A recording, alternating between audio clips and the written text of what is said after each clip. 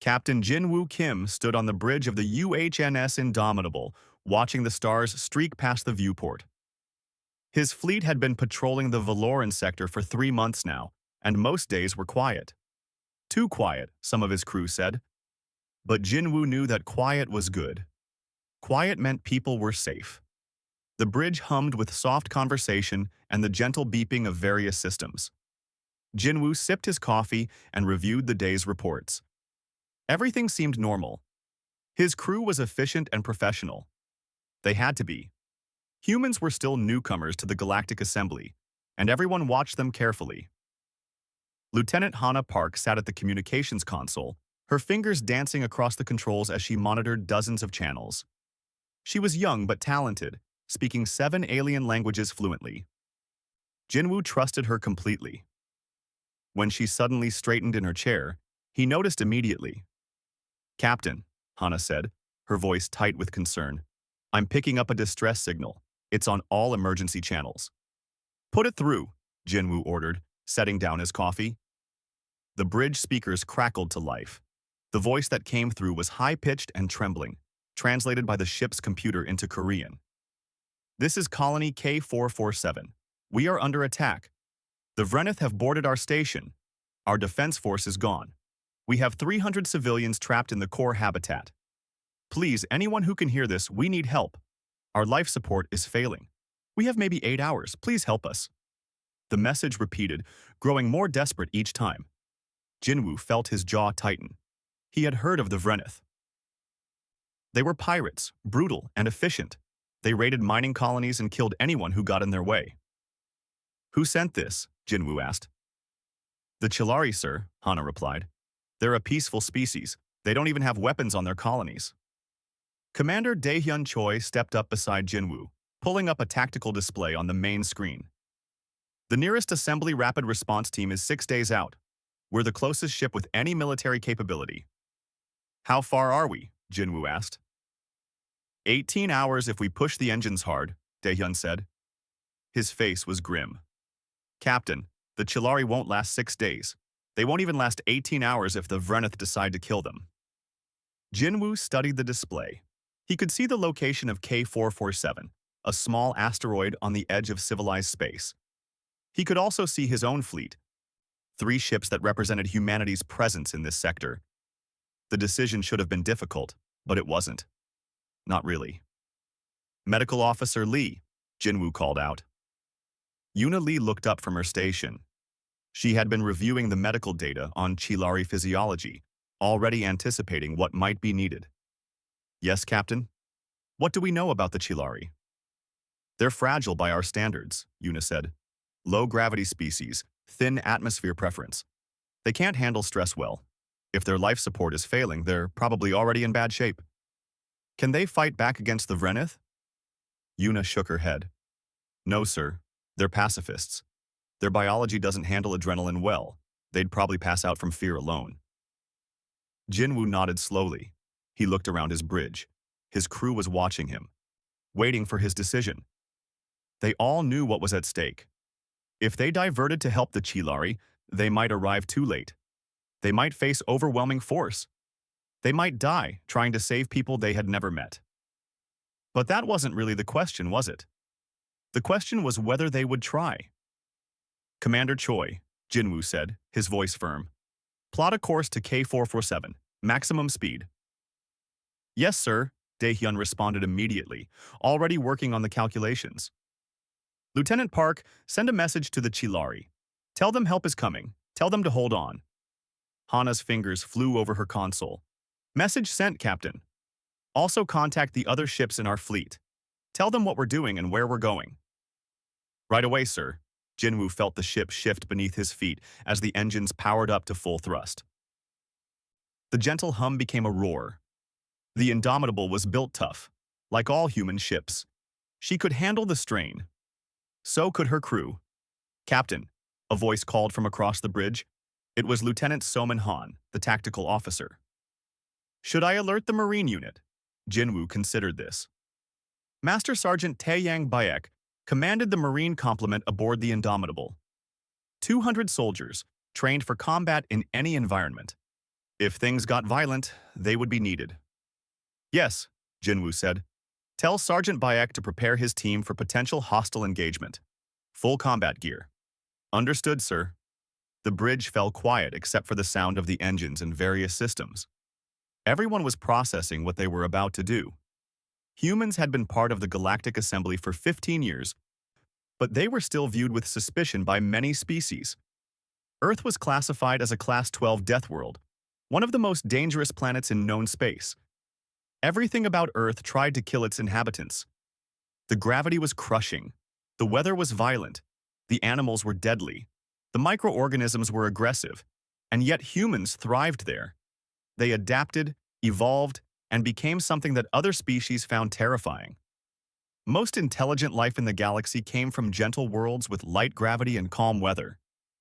They couldn't understand how humans survived, let alone flourished in such conditions. This made humans valuable as soldiers and explorers, but it also made them frightening. Many species in the assembly voted to restrict human expansion, to limit their military, to keep them contained. They worried that Deathworlders would be violent, aggressive, unable to coexist peacefully. Jinwoo thought about this as his ship raced toward K447. His orders from Earth Command were clear. Prove that humans could be trusted. Show the galaxy that they were more than just scary monsters from a nightmare planet. But how did you prove that? With words? With diplomacy? Or with actions? Captain, Hana said softly, I'm receiving a response from the Chilari. Play it. The voice was the same as before, high and trembling. Thank you for responding. We didn't think anyone would come. The assembly forces are too far away. We thought we were going to die here. Thank you. Jinwoo heard the hope in that voice, fragile and desperate. 300 people who thought they were abandoned, who thought the galaxy had forgotten them. And now they knew someone was coming. Someone cared enough to try. Hana, tell them we'll be there in 18 hours. Tell them to stay strong. Yes, sir. Daehyun stepped closer to Jinwoo, speaking quietly. Sir, we don't know what we're flying into. The Vreneth might have significant forces. We could be outgunned. I know, Jinwoo said. We could die trying to save them. I know that too. Daehyun smiled slightly. Just wanted to make sure you understood the situation, sir. Commander, I understand perfectly. We received a distress call. We have the ability to respond. So we respond. That's what humans do. Yes, sir, that's what humans do. The ship continued its race through space, engines burning hot, every system pushed to maximum efficiency. Behind them, 2 other human vessels followed. Their captains having received the same information and made the same choice. Together, the small fleet drove forward into unknown danger, driven by a simple truth that every human understood instinctively. When someone calls for help, you answer. Not because it's easy, not because it's safe, but because it's right. The stars streaked past, and K447 grew closer with every passing moment. 18 hours felt like 18 years, but finally the human fleet dropped out of faster-than-light travel near K447. What Jinwoo saw on the main screen made his blood run cold. The asteroid colony was surrounded by 15 Vreneth attack craft. They were smaller than human ships, but sleek and dangerous-looking. The mining station itself showed massive damage. Entire sections were torn open to space. Debris floated everywhere. Fires burned in some compartments, visible through broken windows. Tactical analysis, Jinwoo ordered. Lieutenant Soman Han worked quickly, her hands moving across her console. 15 Vreneth vessels, Captain. They're armed with plasma cannons and missile systems. Based on assembly intelligence, they outgun us significantly. By assembly standards, Daehyun added quietly, not by human standards. That was true. Human ships were built differently than most galactic vessels. They had to be. Earth's gravity was so strong that escaping it required incredibly powerful engines and sturdy construction. What seemed like overkill to other species was simply necessary for humans. Their ships could take punishment that would shatter alien vessels. Their engines could push harder. Their weapons hit heavier. Incoming transmission, Hana announced. The Vreneth are hailing us. Put it through. The voice that came through the speakers was harsh and clicking, translated by the computer. Human vessels, you have entered a restricted zone. Leave immediately, or you will be destroyed. This is your only warning. Jinwoo smiled without humor. Tell them we're responding to a distress call. Tell them to stand down and release the hostages. Hana translated and sent the message. The response came quickly. The Chilari colony belongs to us now. Their resources, their technology, everything. Leave now, humans. This doesn't concern your kind. Captain, someone interrupted urgently. I'm detecting something. The Vreneth have attached explosive charges to the main habitat section, right where the Chilari civilians are sheltering. Jinwoo felt his stomach drop. Can you confirm that? Yes, sir. Multiple charges linked to a remote detonator. If we attack the Vreneth, they'll blow up the hostages. The bridge fell silent. This changed everything. A straight fight they could handle, even outnumbered. But hostages with bombs attached? That was a different problem entirely. Options, Jinwoo said, looking at Daehyun. His second-in-command studied the tactical display, his expression thoughtful. We can't fight them directly. The moment we fire, they trigger the explosives. We can't negotiate. The Vreneth don't negotiate in good faith, and we can't wait. The Chilari life support is almost gone. So what do we do? Daehyun was quiet for a moment. Then he looked up with a strange expression. We do something they won't expect. Something impossible by galactic standards. I'm listening. We insert Marines directly onto the station while engaging the Vreneth fleet. The Marines locate and neutralize the explosives before the Vreneth can detonate them. Then we eliminate the boarding parties. Once the hostages are safe, we take out the Vreneth ships. Salman looked shocked. Commander, that's insane. The timing would have to be perfect. Any mistake, and everyone dies. I know. The Marines would have to move through vacuum, breach a hostile station, find the explosives in minutes, disarm them under fire, and then fight the Vreneth in close quarters. The Chilari are trapped in a sealed section. One stray shot could kill them all. I know that too. Jinwoo considered it. By any reasonable standard, it was impossible. Too many variables, too many things that could go wrong. Most species in the galaxy avoided ground combat entirely. It was too dangerous, too unpredictable. Space battles were clean. You either won or lost. Ground fighting was messy and brutal. But humans were good at messy and brutal. Get me Sergeant Bayek, Jinwoo ordered. A moment later, the gruff face of Master Sergeant Taeyang Bayek appeared on screen. He looked like he had been expecting the call. Captain. Sergeant, we have a situation. Jinwoo explained the tactical problem, the hostages, the explosives, and Daehyun's plan. Taeyang listened without interrupting. When Jinwoo finished, the sergeant nodded slowly. It's doable, sir. Difficult, but doable. My Marines can handle it. You'll be working in vacuum for extended periods. The station is damaged. Some sections are exposed to space, others are on fire. There's no gravity in parts of it, and you'll be fighting the Vreneth in close quarters. Sir, my people trained for exactly this kind of operation. We can do it. Jinwoo studied the sergeant's face. Taeyang was a veteran of Earth's border wars.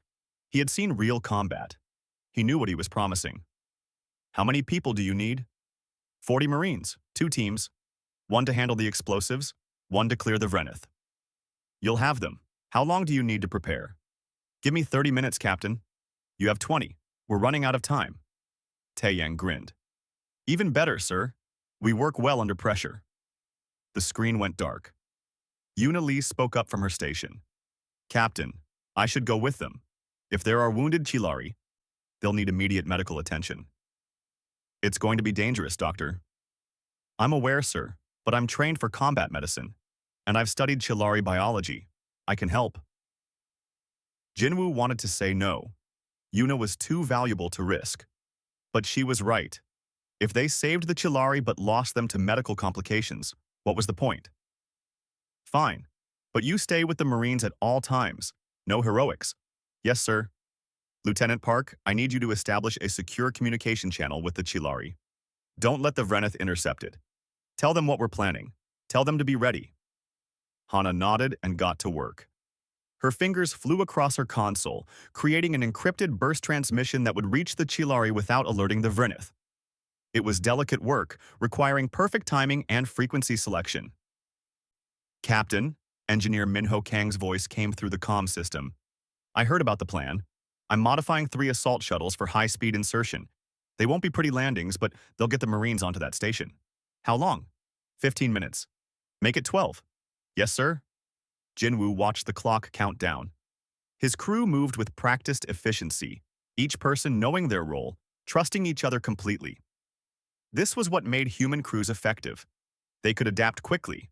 They could take insane plans and make them work through skill and determination. Captain, Hana said, I've reached the Chilari. Their leader, Elder Veshitan, is on the line. He sounds terrified. Put him through to my station. Private channel. Jinwoo's screen lit up with the image of a Chilari. They looked like large slugs with multiple tentacles and soft, translucent skin. Their eyes were huge and dark. Veshitan was trembling. Human captain, the alien said, his voice shaking even through translation. We received your message. Your plan is... It seems impossible. It's difficult, Jinwoo admitted. But it's your best chance. We can do this. How? The Vrenith have explosives. They have warriors throughout the station. Your people will have to move through areas that would kill most species. The cold alone. Elder Veshtan, humans come from a death world. We can handle conditions that would kill others. Trust us. The Chilari was silent for a moment. Why are you doing this? You don't know us. We have nothing to offer you. The assembly would understand if you left us to die. No one would blame you. Jinwoo thought about that. Why were they doing this? The strategic answer was about reputation, about proving humans could be trusted. But that wasn't the real reason. The real reason was simpler and more fundamental. We're doing this because you asked for help, Jinwoo said, and because we can help. That's enough.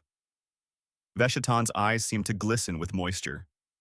I don't understand your kind, Captain, but I am grateful beyond words. Just keep your people calm and ready. When my Marines arrive, do exactly what they tell you, even if it seems strange or frightening. We will. Thank you, Captain.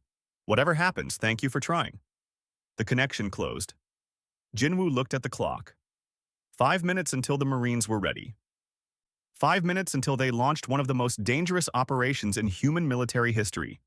5 minutes until they proved what Deathworlders could really do.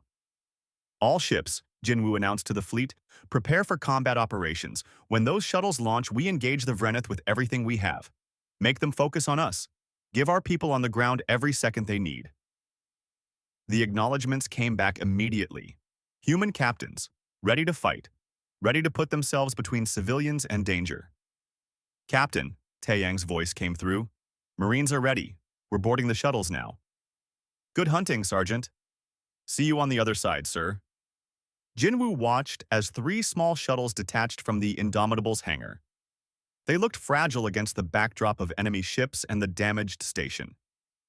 Inside those shuttles were 40 Marines and 1 doctor, about to attempt something that most of the galaxy would consider suicide. But they weren't most of the galaxy. They were human, and humans specialized in doing the impossible. The battle began with calculated violence. The Indomitable and her 2 escort destroyers suddenly changed formation, spreading out and opening fire on the Vrenith ships. Plasma bolts streaked through space, bright against the darkness. The Vrenith responded immediately, just as Daehyun predicted. Their ships wheeled around to engage the human fleet, confident in their superior numbers. 15 against 3. By their mathematics, they should win easily. They didn't understand human mathematics. Lieutenant Hyun Song sat in the cockpit of his fighter. Launched from the Indomitable just seconds after the shooting started, he flew straight at a Vrenith cruiser, his fighter's engines screaming. The Vrenith ship fired at him. Hyun dodged, pulling his fighter into a turn that registered 12 Gs on his instruments. Most species would have been crushed by that force. Their organs would have ruptured. Their bones would have broken. But Hyun's body, shaped by millions of years of evolution on a high-gravity world, handled it.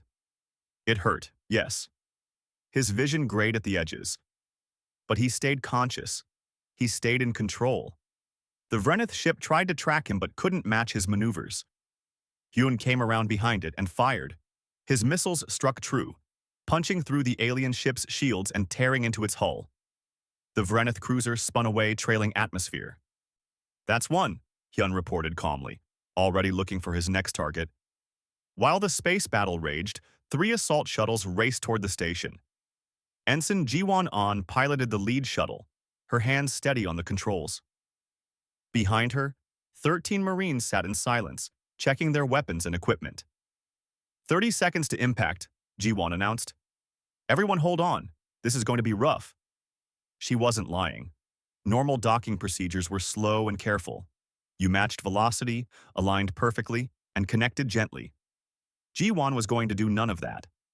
She aimed her shuttle at a damaged section of the station's outer hull and accelerated. The shuttle hit like a meteor. The crash webbing strained. Equipment rattled.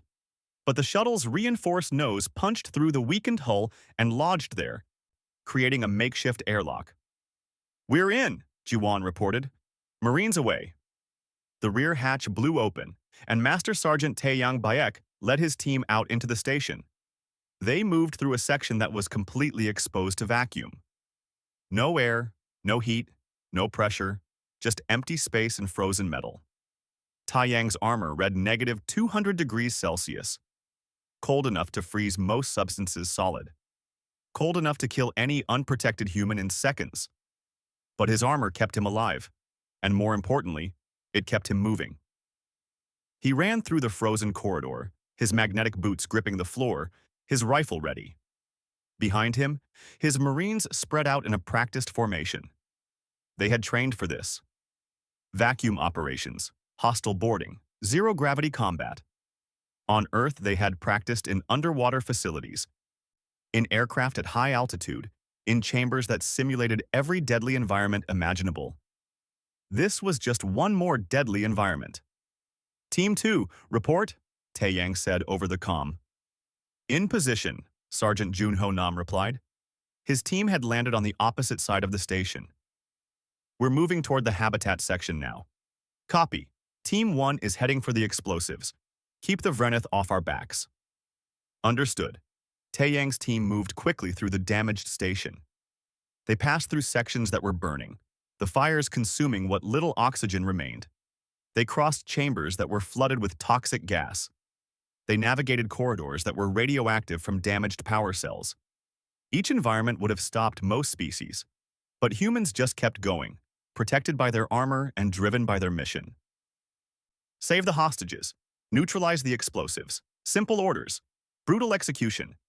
"Contact," one of the Marines shouted.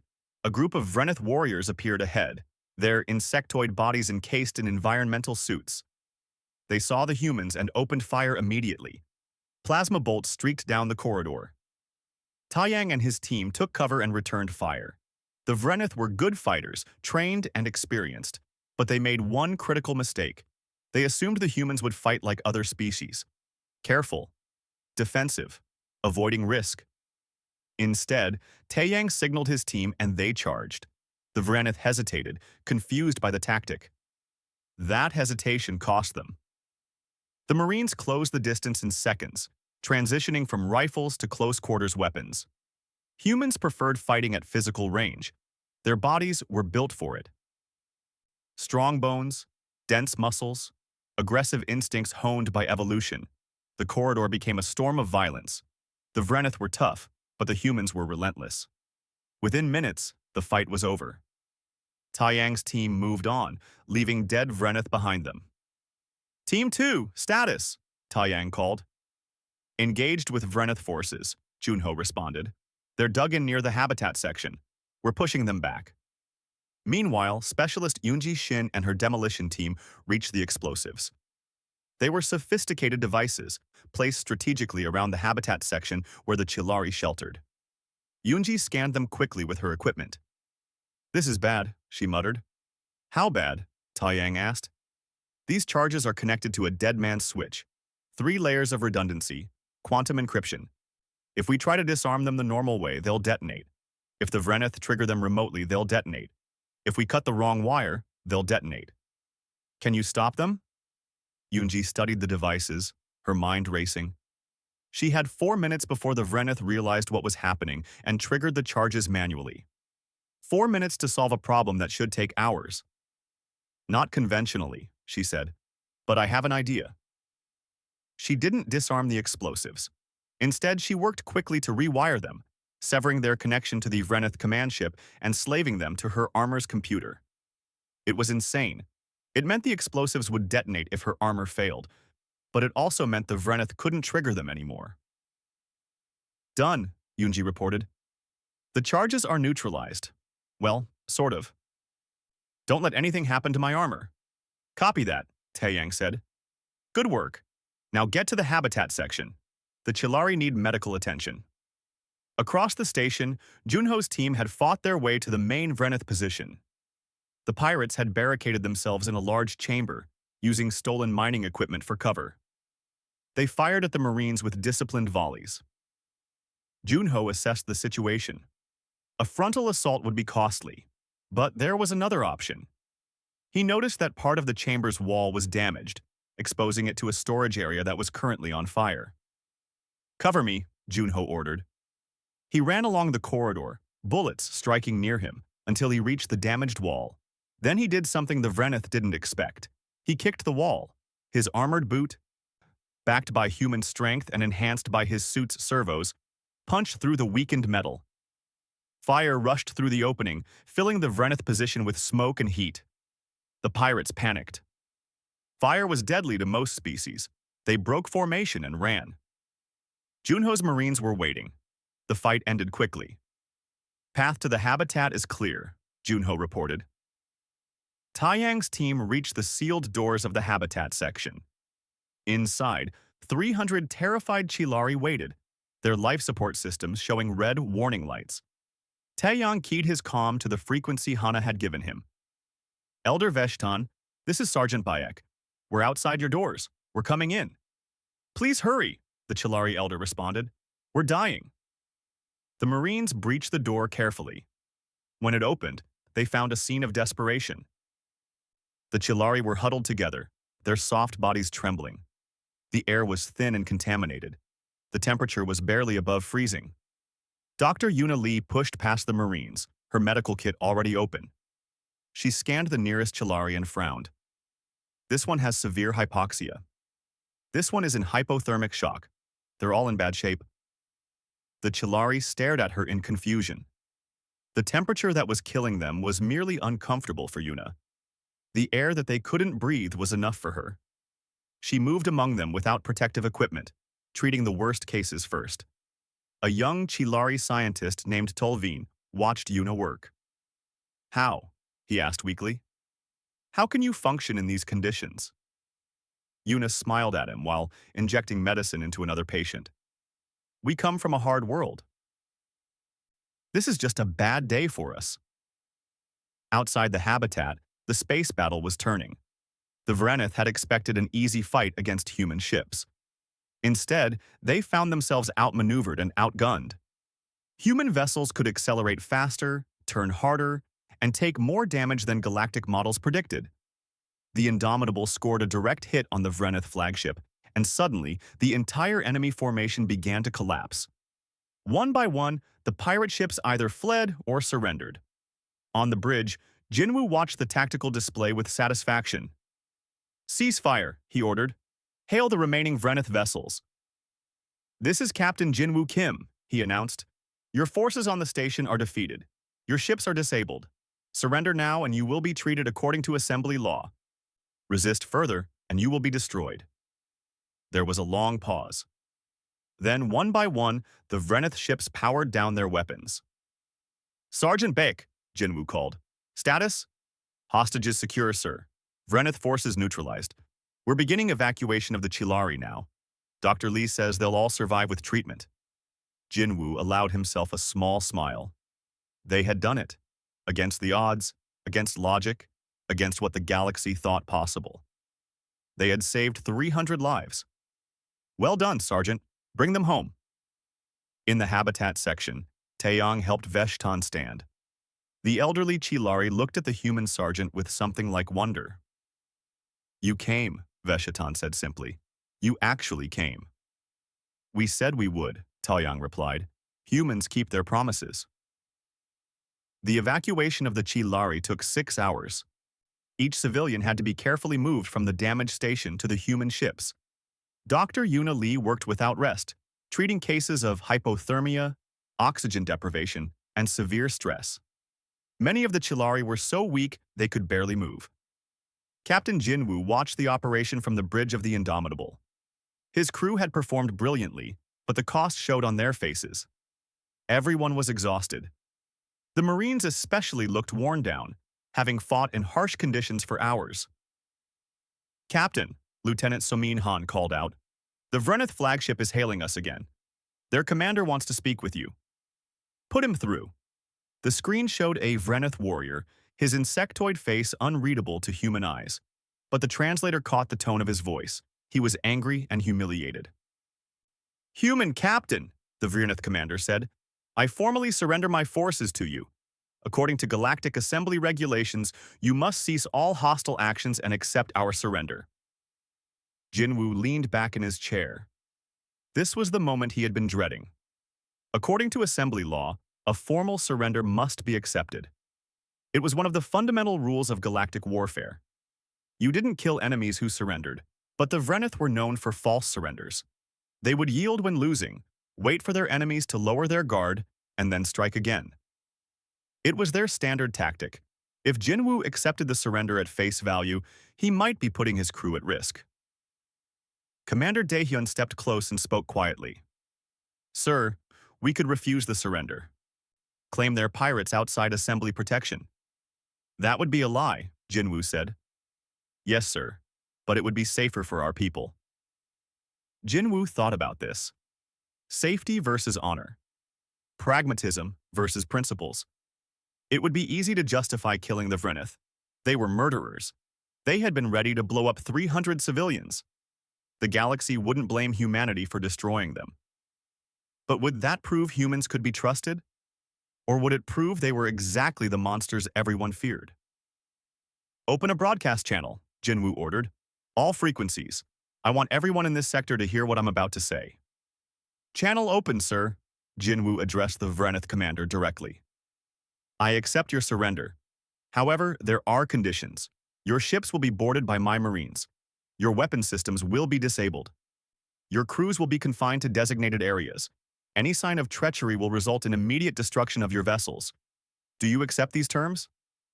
The Vreneth commander was silent for a long moment. When he spoke, there was something new in his voice. Confusion. You're actually accepting our surrender? Even though you know our reputation? I'm accepting it because it's the right thing to do under Assembly law, Jinwoo said.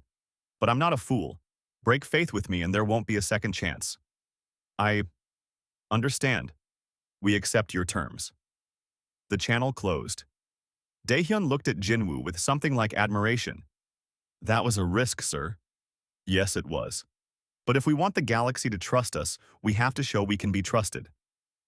That means following the rules even when it's difficult. And if they betray us, then we destroy them and move on, but at least we'll have given them the chance to do the right thing. Lieutenant Hana Park spoke up from her station. Captain, I'm receiving hundreds of messages. Other ships in the sector heard your broadcast. Some are praising your decision. Others are calling you naive. Let them call me whatever they want, Jinwoo said. Actions speak louder than words. Down in the medical bay, Yuna continued her work with the Chilari survivors. The space was crowded with injured aliens, most of them lying on beds that were too firm for their soft bodies. She had adapted as best she could, using extra padding and adjusting the gravity in the bay to accommodate them. Tolvin, the young Chilari scientist, sat on one of the beds watching her work. His own injuries were minor, but he had refused to leave the medical bay. He wanted to see how humans practiced medicine. You're different from what I expected, Tolvin said. Yuna looked up from treating a patient. Different how? The assembly files on humans describe you as dangerous, aggressive, violent. But you're gentle with us. You could have let us die. It would have been easier than risking your lives. Yuna finished with her patient and sat down next to Tolvin. She was tired, and her shoulders ached. We are dangerous. We are aggressive. Earth made us that way. But that doesn't mean we're cruel. We understand survival. We understand struggle. When we see others suffering, we remember what it's like.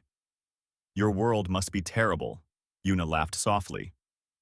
Earth, yes and no. It's beautiful and deadly at the same time. Everything there is trying to kill you, but that makes life precious. Every day you survive is a victory. You learn to appreciate what you have. I don't think I could survive there for even a day. Probably not, Yuna admitted. But that's okay. You don't have to. That's why we have different worlds for different people. Elder Veshtan approached them, moving slowly on his many tentacles. He still looked weak, but the color had returned to his skin. Dr. Lee, I wanted to thank you. You saved many lives today. I was just doing my job, Elder. No, Veshtan said firmly. You did much more than that. You and your people risked everything for strangers. That is not normal in the galaxy. Most species would have calculated the cost and decided we weren't worth saving. Then most species are missing the point, Yuna said. Your people. You matter. That's enough. Veshtan's large eyes glistened. I wish to make a request. When the Assembly investigators arrive, I want to testify about what happened here. I want to tell the galaxy what you did for us. That's not necessary. But it is. The galaxy fears humans. They see you as dangerous Deathworlders. They need to understand that you're more than that. You're protectors. On the bridge, Taeyang Baek stood with Jinwoo, reviewing the after-action reports. The Marine sergeant looked exhausted but satisfied.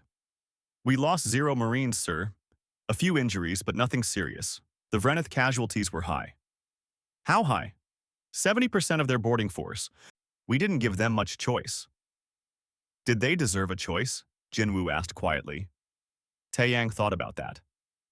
They were trying to kill civilians, sir. They had explosives set to murder 300 innocent people.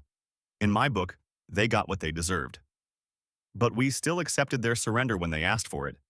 Yes, sir. We did. Because we're better than they are. Jinwoo smiled. That's the hope, Sergeant. That's the hope. Over the next 2 days, the situation stabilized. The Vreneth ships were secured without incident. The Chilari were transferred to assembly medical vessels that arrived to assist. The human fleet prepared to resume their patrol duties. But something had changed. Word of the rescue spread across the sector with incredible speed. Other species heard about how the humans had responded to a distress call, how they had fought in conditions that should have been impossible, how they had saved every single Chilari civilian, and how they had accepted an enemy surrender even when they had every reason not to. Lieutenant Hana showed Jinwoo some of the communications they were receiving.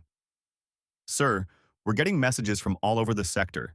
Some are from species that have never contacted humans before. They're asking about diplomatic relations, about trade, about military cooperation. What changed? Jinwoo asked. You did, sir. When you accepted that surrender, you showed the galaxy that humans have restraint, that we're not just mindless killers, we're capable of mercy. Daehyun joined them.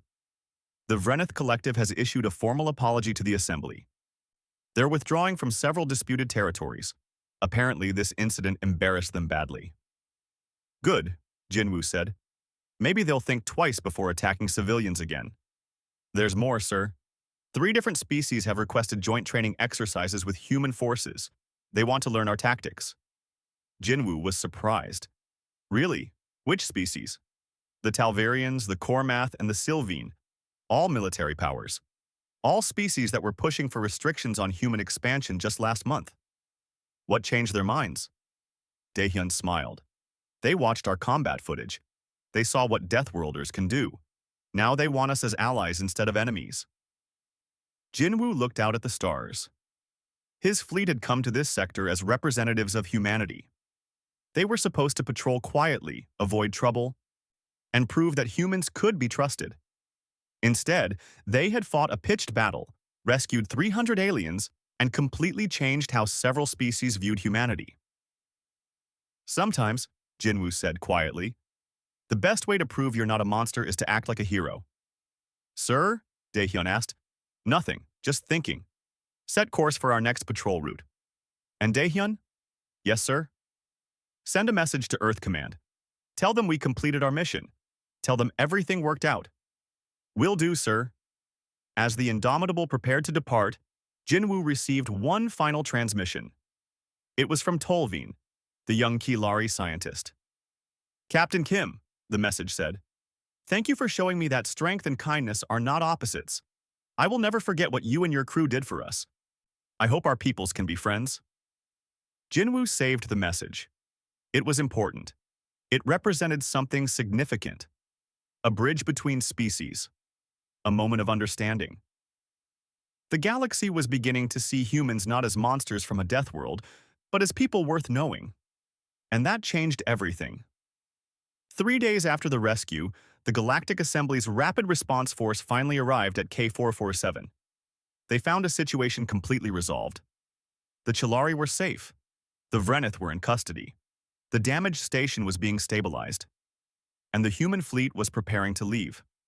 Admiral Kethron, a 4-armed Sylvine who commanded the assembly force, contacted Captain Jinwoo immediately. His tone was confused and slightly annoyed. Captain Kim, we were sent to rescue the Solari colony. But it appears you've already completed that mission. Yes, Admiral, Jinwoo replied simply. We responded to their distress call. You engaged 15 Vrenith vessels with only 3 ships. Yes, sir. You conducted a hostile boarding operation on a heavily defended station. Yes, sir. You neutralized sophisticated explosives under combat conditions. Yes, sir. And you did all of this with 0 friendly casualties. Jinwoo smiled slightly. 0 fatalities, sir.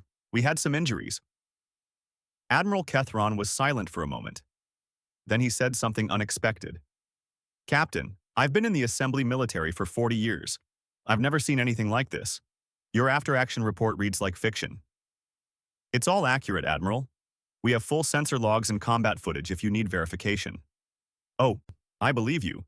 That's what concerns me. The things your crew accomplished should have been impossible. By galactic standards, perhaps. But humans have different standards. That evening, Elder Vaishtan made an unusual request. He wanted to address the Galactic Assembly directly. Normally, the Chilari avoided politics. They were neutral in most conflicts, preferring peace and isolation. But Vaishtan said this was too important to stay silent. The Assembly granted his request. It would be broadcast across all member worlds. Billions of beings would watch. Lieutenant Hana helped Vaishtan prepare his statement, making sure the translation systems would work properly. Are you sure about this, Elder? Hana asked. Once you make this public, you can't take it back. I'm certain, Vaishtan said. The galaxy needs to hear the truth about humans. Too many species fear you without understanding you. The broadcast began with footage from the station's security systems. The galaxy watched as Vrenith pirates attacked the peaceful Chilari colony. They saw the desperate distress call. They saw the human fleet arrive against overwhelming odds. Then came the footage that would change everything. Security cameras showed human marines moving through conditions that would kill most species. Vacuum, fire, radiation, toxic atmospheres. The humans kept going, fighting with skill and determination. The footage showed Specialist Yunji working on the explosives with seconds to spare. It showed Sergeant Junho and his team fighting the Vrenith in close combat. It showed Dr. Yuna treating patients in an environment that was slowly killing them, working without protective equipment because she didn't need it. And finally, it showed Captain Jinwoo accepting the Vrenith surrender. The galaxy heard his words about following assembly law, about giving even enemies a chance to do the right thing. When the footage ended, Elder Vaishtan appeared on screen. His voice was steady and clear. My people were dying, he said. We had called for help, but we knew no one would arrive in time.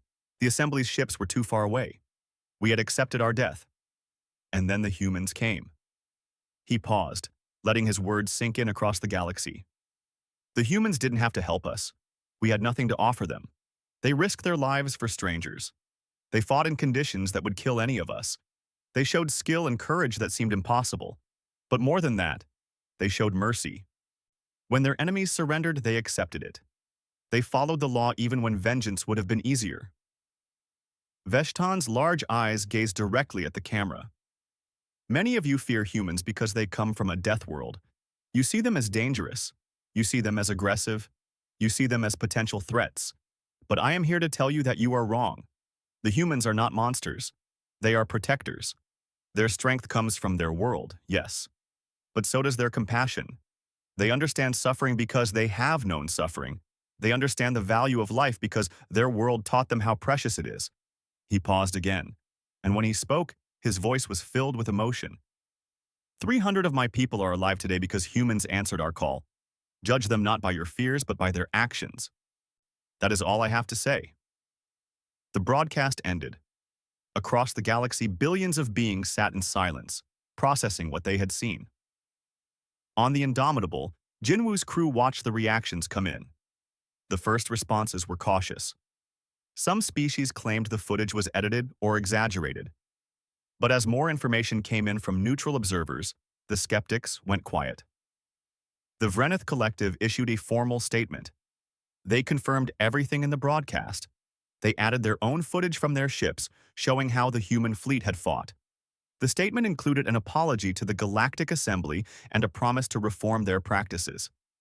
Then something unexpected happened. The Talvirians, a major military power, issued a statement praising the human rescue operation. They called it an example of military excellence and moral courage. Within hours, two other major species added their voices: the Kormoth, the Sylvine. All species that had been cautious about humanity suddenly wanted closer ties. "Captain," Hana said, her console showing message after message, "we're being flooded with communications, diplomatic requests, trade offers, military cooperation proposals, scientific exchanges, cultural programs. Sir, I'm getting requests from species I've never even heard of."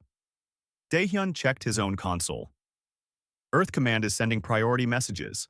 They want a full briefing. The diplomatic corps is going crazy. Apparently, 3 different species that were pushing for human restrictions have withdrawn their proposals. "What's happening?" Lieutenant Soman asked. Jinwoo understood. "We're being accepted. The galaxy is finally seeing us as partners instead of threats. Because we saved some people? Because we showed what we truly are. Strong enough to fight, but wise enough to show mercy. Capable of violence, but committed to peace. We proved we can be trusted." Down in the medical bay, Yuna was saying goodbye to her last Kilari patients. Most had already been transferred to assembly medical ships. Only a few remained, including Tolveen.